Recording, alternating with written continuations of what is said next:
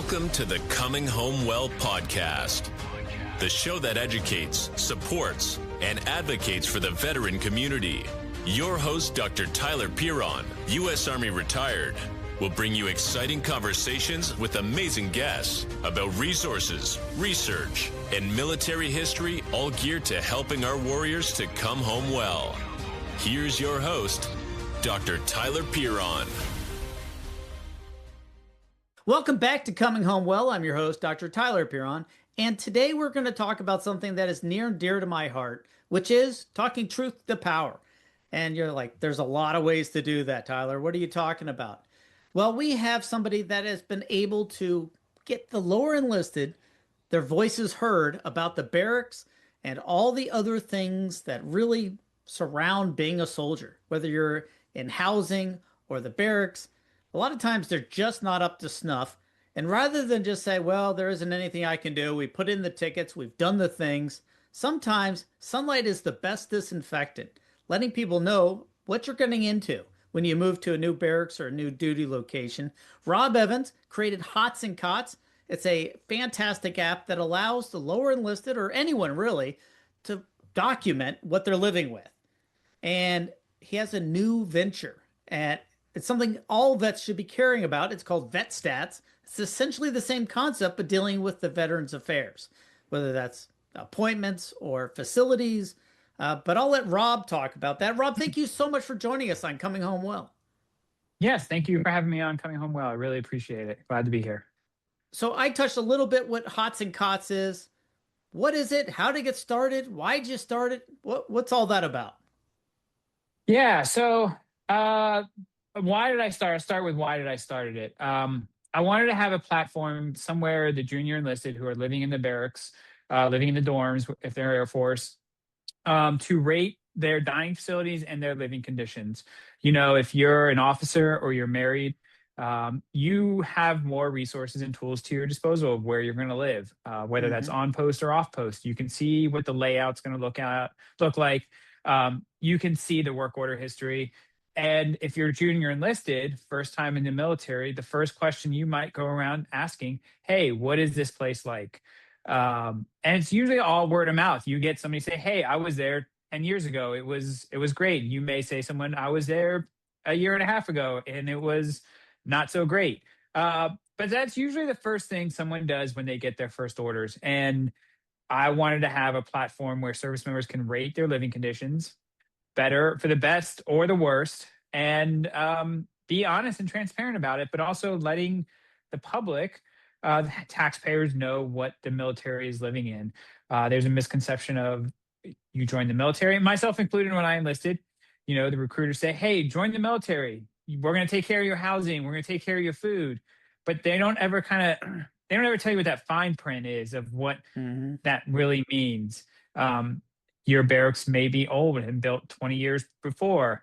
The mattress you get is going to be older than you. Or maybe the dining facility is going to be a 3-mile walk from where you're living. So I wanted to provide that access, those tools for the service members, those living in the barracks. But then also work with the leaders to show, hey, this is what's working and what's not. And those leaders could be anywhere from an installation or all the way up to the Pentagon level. You know, I think back to my early military service when I was an enlisted guy in Germany, and we were in barracks that had been prior to World War II. And at some point, you know, they've been renovated, but, you know, they still just were really old. And in fact, they had the Nazi symbol knocked out and re-bricked because that's how old they were. Yeah, so, you know, like the old turret was up there and right the center staircase, and you could see where it used to be because it's a big circle now that doesn't match the other brickwork. And you're like, oh, what used to be there? And if you were on the top floor and you jumped up and down, it would have a raining plaster on the people below. And so it'd be, and so people would go up into the attic and do that to mess with the people right before inspection, because then everything is coated in this fine coat of plaster dust. Probably wasn't the most healthy, probably some asbestos, you know. Just a little. Yeah. But things have changed in the military. Like dining facilities have totally changed. It used to be very local, very unit. Now they're much more consolidated. And some of that's been great, and other times you have huge problems where people don't go, and Hmm. they're often shut down. So has Hots Yeah, and Cots been involved in that? we have been. We've been involved with improving, trying to work with the food chiefs at dining facility levels, and we do this in several ways. The most prominent way we do that is with our leadership dashboard, where leaders can respond to reviews, and that came out of in collaboration with another installation who was a food chief, food sergeant major, and he wanted a way to engage with negative reviews coming out of the dining facilities. Mm-hmm. So that's one way we do this. We try to partner with the Army and different branches on improving the dining facilities. The other way is just providing data points, reaching out, kind of cold calling some of these dining installations, whether that's through social media or just through kind of networking, back channeling stuff up to the appropriate leaders to be like, hey, this dining facility has hours posted for this, but the service member showed up and it was closed. What's going on? They're like, oh, well, the schedule wasn't updated on the website or on the dining facility. And it's like these little things that really kind of chip away at the quality of life for the Mm-hmm. service members that really make an impact. Yeah, and one of the things I've been reading, because I've been following Hots and Cots since I think 2023 when you started it, Hmm. uh, leaders in many cases across the military are not exactly open to hearing negative reviews about what's going on. So how was Yeah. Hots and Cots received? At first, it was not received well. It was not, to be honest, it wasn't. I had many that understood the mission and what we were trying to do at Hots and Cots that were in the military, that were leaders, and they would tell me Hmm. like, "Hey, this person, these leaders, they're not really a fan of what you're doing." And they'll tell me, these leaders, like, but we try to explain to them like what you're doing and what you're trying to do. And a lot of leaders have come around to the extent of that I'm on the Barracks Task Force that Department of Defense, Department of War Secretary Pete Hegseth announced. So I was on the Barracks Task Force. But you still have these leaders who don't like anonymous feedback, who have said, we don't want anonymous feedback. We want honest feedback. And I take issue with that because when you say you don't want anonymous feedback, you're removing a lot of the mechanisms in place for service members to provide feedback because of fear of repercussions, and that's still a thing. There was a review yesterday somebody made, and I actually went back to go look at it a couple hours later after I saw it came in, and they deleted it. And so my guess is somebody saw it and they got scared and they deleted it. So I mean that fear of providing feedback anonymously, whether that's through Hots and Cots or through mechanisms like ICE or command climate surveys, it's still there, of that fear of repercussions. It's a very legitimate fear. Some of those folks will go out of their way to figure out who it might be, and rather than fix the problem, fix the Mhm. complainer. Yeah, and yeah, it's not really the way to do it. The service members shouldn't be in a place where they need to submit anonymous feedback, um, whether if it's negative. But that's kind of the ecosystem, the system that's in place. Unfortunately, Yeah, that's the reality. that's what gets things to change. That's what drives change. When something that was anonymous that is made public, that's when change starts to happen. I'm not saying that Hots and Cots was the component of the barracks task force, but I feel like there was a piece of what Hots and Cots was exposing on the barracks.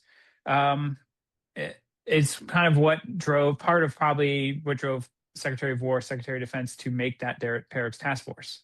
Yeah, A no, lot of I the things he mean, was talking. Oh, sorry. Go ahead. yeah, a lot of people know about these crappy barracks, like down at Yes. Fort Bragg and other places. They're known. Like there might be gorgeous barracks on one half of the installation and absolutely trash, horrible barracks or facilities on the other half, or Hmm. vice versa, depending on the age and maintenance and sometimes just luck of the terrain.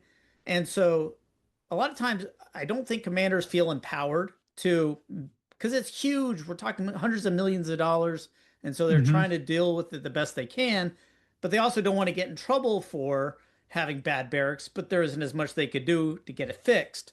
And so it's one of those balancing acts. If I can just make the complainer go away, oh, that's why I think Hots and Cots has had such an impact.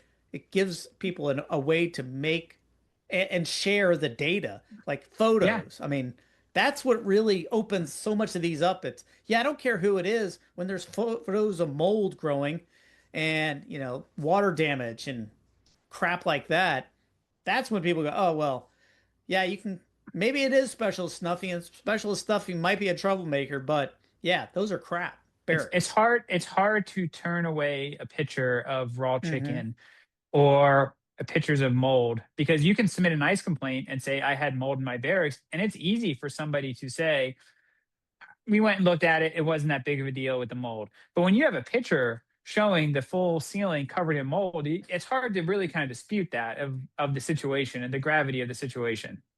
And the same thing with the dining facilities. Like, yeah, Hmm. yeah, that was just a one-off. Well, maybe, but maybe not. But nobody wants to eat a half-cooked chicken. No, and if you have a consistent reviews coming in on Hots and Cots of 2.0, 2 stars, 1 star, and these consistent themes, you really kind of have to take a step back and try to and start looking at, like, what are we doing wrong at this installation? And what are we Hmm. doing right at this installation where it's showing like 4 stars for their meals consistently for lunch and dinner?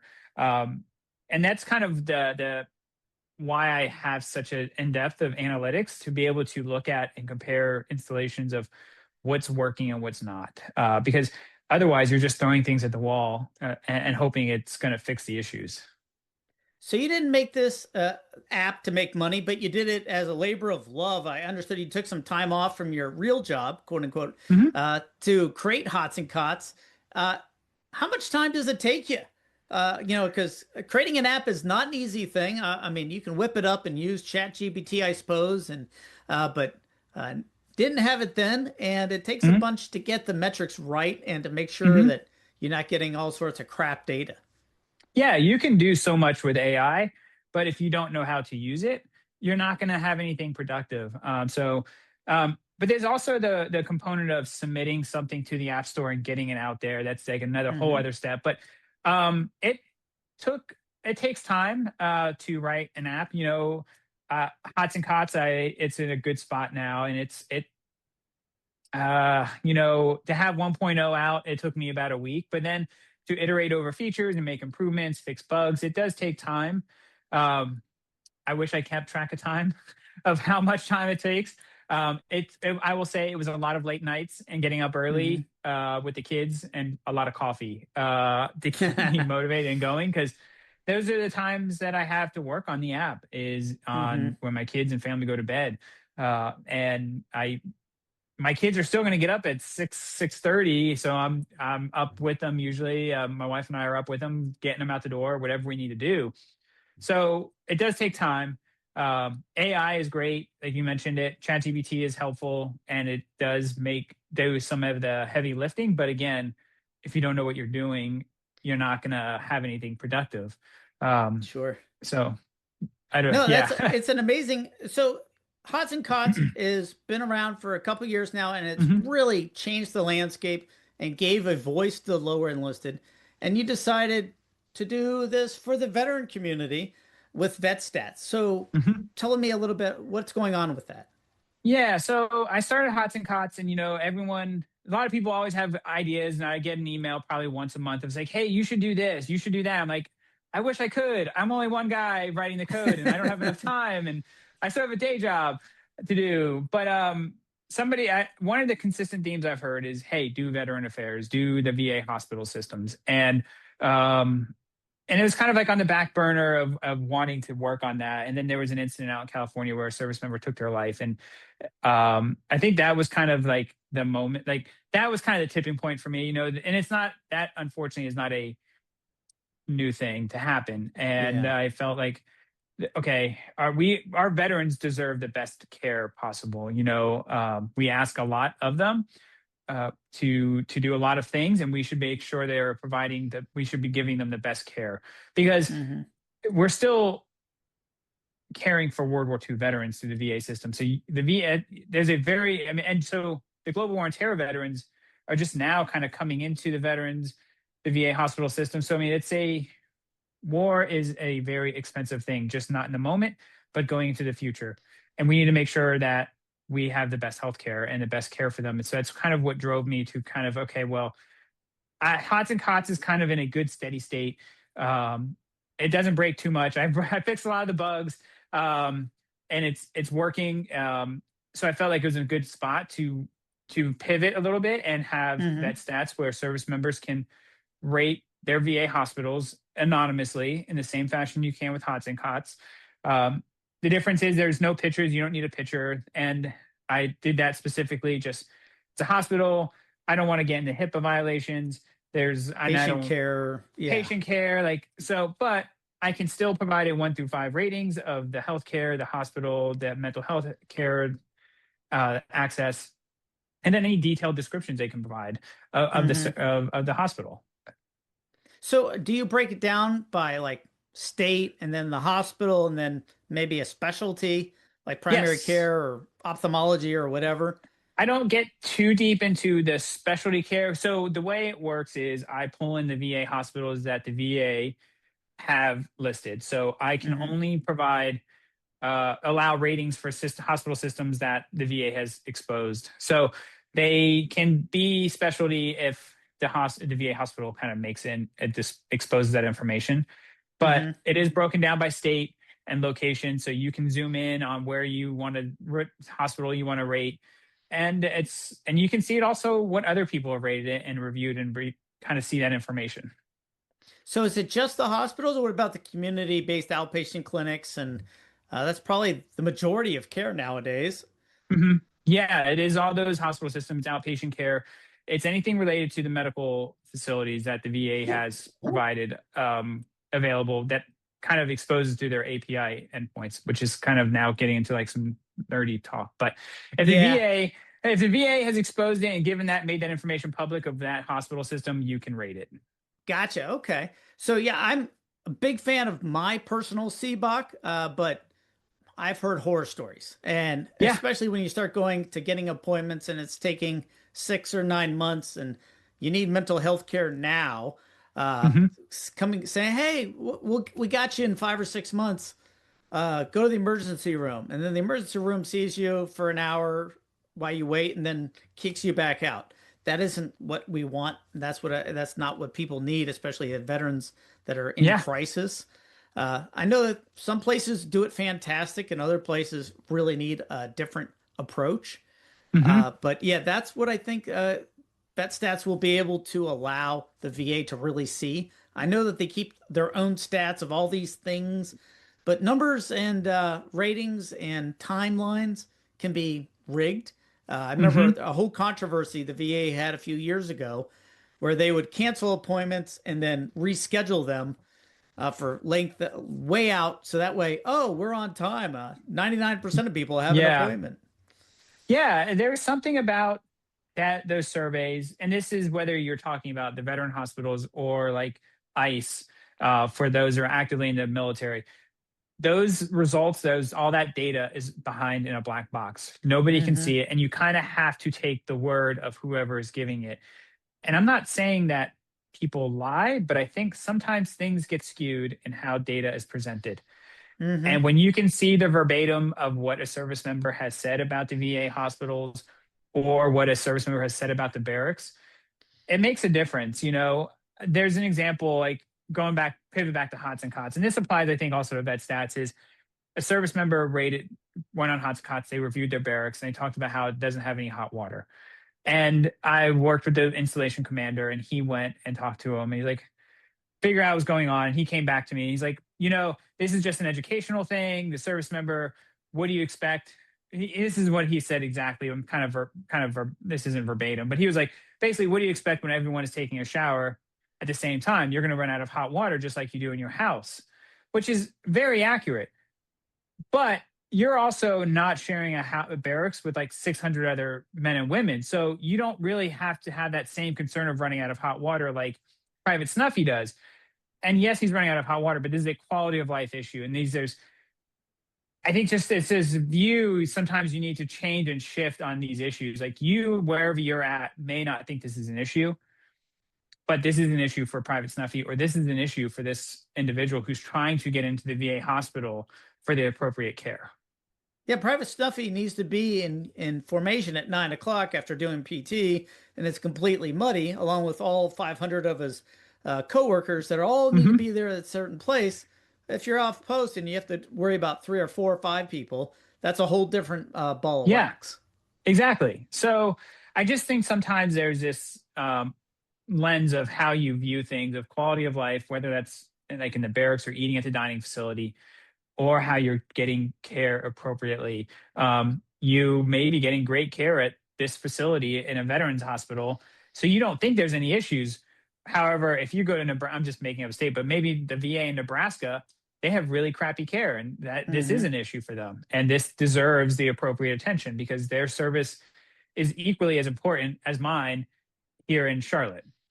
Yeah, oh, absolutely. And even in the same state at the same VA medical center, like mine's in Richmond. That's the main one for me. Hmm. So here in Charlottesville, we have a fantastic CBOC. I've had the same primary care doctor since 2009. But I Hmm. have a friend who goes to the Richmond VA. That's his primary, lives in Richmond. And he was telling me about some of the challenges just to get appointments and to get continuity of care. Just like every time he went, it was having to start over. And I was Hmm. like, boy, that has to be frustrating as heck. Yeah. You're starting over, or the mental health provider that he really likes changes every 6 months.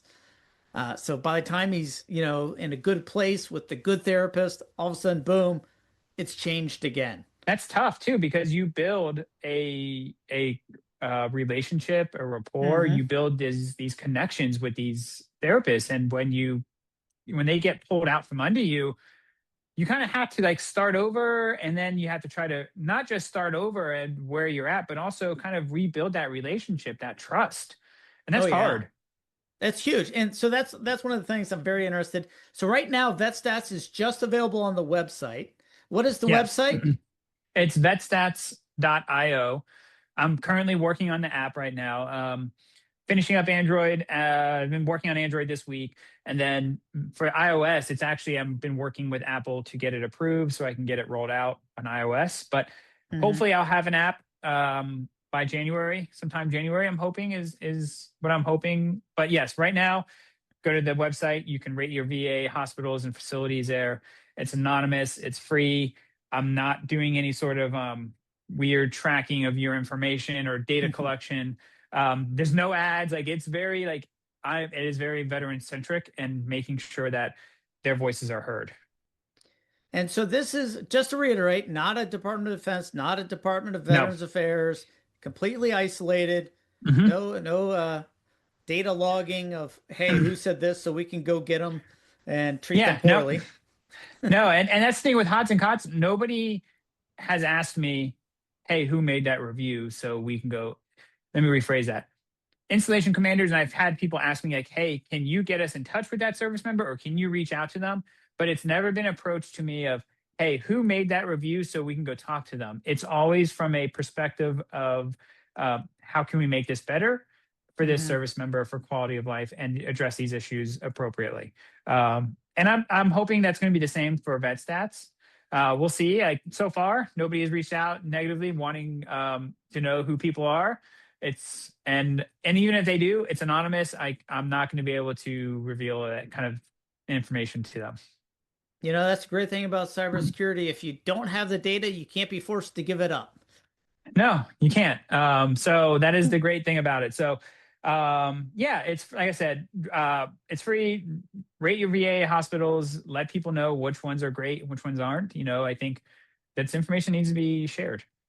No, that's a really good point. So, as many people as can, when you're at the VA, go think about it and go make a report about your experience, good, bad, ugly, because you need all those perspectives, not just, somebody who's upset. Like if you read reviews online, I was buying a new hot water heater this weekend, Hmm. and I decided against something because 80% of the reviews, now the squeaky wheel gets the grease. So it's mostly the complainers, but all the complainers had the same type of complaint for the super high Yeah. efficiency water heater with the, evaporator, whatever it was. And I said, oh, I'm not going to buy that because it was pretty consistent. But other ones, you try to take the good with the bad. And if you have good reviews, that helps a lot as well especially if you have a good experience. Now, with people do reviews, a lot of times with medical care, their issue is with a particular provider. Mhm. It's not so much the facility like you do with Hots and Cots. How do you manage that with the names, or do they get blanked out? What's the process? Yeah, so I try to ensure that they're not revealing any sort of personal identifiable information. I think at the end of the day, these are real people um, working as providers, and they may just be having a bad month. They may be going through something. So I try to limit on how that gets exposed. It's not perfect. People find ways to get that information through. Um, but at the same time, I think with providers and you're putting your health care into somebody's hands in that space, Hmm. um, I don't know. It's a weird place to be in, like, because I want to make sure that those people aren't still practicing, where you don't have these situations of what's happening at Fort Hood, where you have an OBGYN who is recording women. Like, so For I don't, years. for years, he was doing this. And so it's a weird space to be in, like, because I don't want those type of people to be in Hmm. practice, and I do want them to be Exactly. exposed.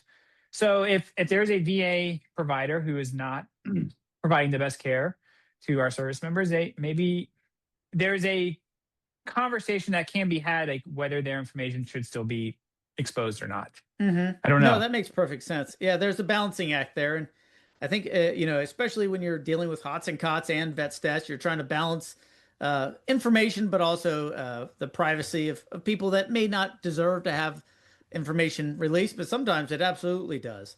So Yeah, yeah, that's a good balance. and I think if you're going from the approach of Dr. So and so is not great because of XYZ, sure. But if you're just saying Hmm. Dr. XY is Dr. So and so, and then have some explicits afterwards with no concrete information, then I can't have that on the site. That's not what Right. VetStats is for. But if it's something constructive and it's helpful to move the needle forward, then I think there's a place for that. So any app, anytime you go online, whether it's Twitter or Reddit or whatever, there's always going to be trolls. There's always going to be people putting, junky nonsense or people just random crap. How much does Yeah. that happen and how do you deal with it? It's happened very rarely with Hots and Cots. That's good. It has happened. And actually, it's funny you brought this up. I can't remember the last time I had to do this, but I actually had to ban somebody from Hots and Cots. I've only had to ban two people. One That's pretty one good. was somebody. Yeah. That's a pretty good rate of being around for Yeah. 2 years. The one that recently happened was they took a photo from another review and then kind of went on their rant of why this place was not great. Hmm. But it wasn't anything it wasn't anything constructive to move things forward. So I deleted it and I banned the user. And the other time was a user who was going on and just kind of continually reposting that I'm making billions of dollars off of the service members, which I don't have. I'm not in some castle of making $1 billion off of Hots and Cots. And I before I banned them, I did reach out to them to try to have a constructive conversation with them, but they didn't want to respond to my email, so I ended up banning them as well. So I have certain tools in place to monitor content. Users can report reviews that I do review and take a look at, and I will either approve or remove them. But everything I also look at every review that comes in on Hots and Cots. Um, every review that comes in, I take a look at to see if it's something that I can take action on, or I can help that service member with, or highlight that installation. So that's been really, we've been really lucky with that. Vet stats, I do look at that content, and I do have mechanisms in place to kind of monitor that stuff. But there's also reporting functionality as well for that content, and it's been positive so far. It's been good. So is there anything that my audience or the rest of the veteran community at large could do to help you with this effort? Yeah, down if you're a veteran, go to vetstats.io, rate your VA facility, and share it with other veterans who go to the facilities and rate them. There's one way. Um, Hots and Cots, if you're serving and you are have service members who live in the barracks, or maybe you live in the barracks, download the app, rate your barracks, rate your dining facilities. Um, go to the App Store, rate us on the App Store, follow us on social media. We're on Twitter, now X, Instagram, Facebook. But I mean, and if you have something you're just not sure about or comfortable sharing, I mean, you can always email us, reach out to us that way too. And we'll make sure that we put all the social media and the links to the apps in the show notes. So, folks, if you're driving along and listening, you don't have to write it down or try to remember. Just go to the show notes afterwards, and we'll have all the links and everything there. So that's super easy. Rob, so I'll leave you with the last word. We've talked about a lot of things. We've talked about the Hots and Cots. We've talked about the vet stats, the need to do it, and the effect it's had, which is pretty amazing to take something, a prior enlisted guy who does IT stuff and does apps, making it in your own time, all the way to working with the Secretary of Defense to try to fix the barracks on the Barracks Task Force, which is an amazing attention, but also the emphasis on fixing the problem, not just Band-Aids. I can look back. I was at Walter Reed. I've been hurt. I was in Iraq, and I was at Walter Reed for a couple years before I retired. And that was also the time that the Washington Post covered how horrible the med hold housing was. And I was sitting in those meetings with the brigade commander. I was working at the time before I retired. And he would get these reports, and he would do everything he could to try to fix them and try to get them off post housing. But if you can't get people BAH, because a lot of times these folks were already getting BAH housing money to live off post for their families, but they're at Walter Reed, so they can't get it twice. And so their families were back home, and he was so frustrated. He was doing everything he could to try to take care of these folks, but the housing was absolutely horrible. And it was housing that they weren't planning on using. In fact, they had moved the students, the nursing students, out of that building to renovate it. And then the war happened, and they said, my gosh, we need all this housing, and we can't give them double BAH. It's like there's no legal way to do it. And so eventually, once the story broke, DoD figured out a way to get all these folks apartments out on the economy without giving them another BAH and doing it legally very quickly. So if you get enough attention, problems get solved. And I think Hots and Cots is in the same vein. I remember that story because I was at Walter Reed, and we all knew it. We all knew that the barracks were crap. And especially people that are injured are being put in these places with mold, and they're like, there is nowhere to put them. And I was like, yeah. And at the poor brigade commander, he's one of the few that didn't get in trouble because he was advocating, like at Congress and other folks, going, this is horrible. We need to fix this. But yeah, it was. But when things limited get exposed, until DoD got involved and said, yeah, we'll do this. And they rented out an entire apartment building nearby. And basically, yep, here's where everybody's moving to. That only happened because of that political pressure and the attention, which is the same thing on a micro level that Hots and Cots is doing for the average everyday Joe, which is an amazing thing. And I think it's amazing, but I think everybody else that is able to have their voices heard is just as happy with what you're doing. So, Rob, with all that, what would you leave us with? I'll leave you all with this is, if you live in the barracks, you eat at dining facilities, leave a review. Or if you have service members, you have soldiers or airmen or Navy, I don't know, what were they, Navy? I don't know, sailors. Living in sailors, been in the dorms, barracks, ask them to leave a review of their barracks and their dorms. Because if you are having these systematic issues, it can get resolved with the right attention. And that's what Hots and Cots is doing. Meeting with Secretary of the Army, Secretary of Defense Task Force, get that information out there. And the same for vet stats, the new VA, Doug Collins really is talking about being the most transparent administration for the VA. Well, this is a way to really kind of flex that and leave those reviews, be transparent, and we can show what VA hospitals are doing great and which ones need improvement. Because again, our veterans, they deserve the best care. They absolutely do. So I have one last question. Do the Navy guys ever share their spaces on the ships and complain or identify those? A few. I've watched videos, and that's the only reason I would have never joined the Navy. A few have reviewed some of the ships on Hots and Cots. I have a wish list of things I want to get reviewed. One of them is a meal from a submarine. I want to get a galley meal from a submarine.